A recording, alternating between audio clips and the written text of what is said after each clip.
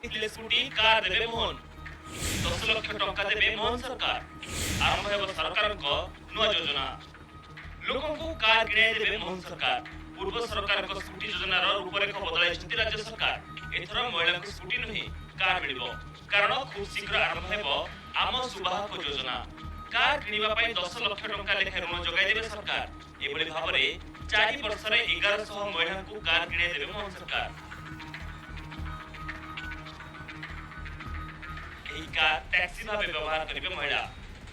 प्रथम वर्ष रे 200 जन को दिया जिवो कार द्वितीय वर्ष 250 और तृतीय वर्ष 300 जन को गाड़ी मिलिबो चतुर्थ वर्ष 350 महिला को गाड़ी दिया जिवो तेबे ईवी गाड़ी किनिले अधिक 2 लाख टंका मिलिबो प्रोत्साहन राशि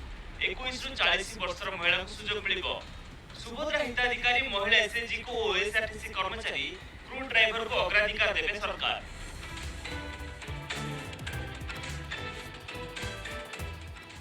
मिशन शक्ति महिला को पई नवीन सरकार आरंभ करथिले गति शक्ति स्कूटर योजना प्राथमिक पर्याय रे 15000 महिला को स्कूटी किनाई देथिले तत्कालीन सरकार 2 लाख मिशन शक्ति महिला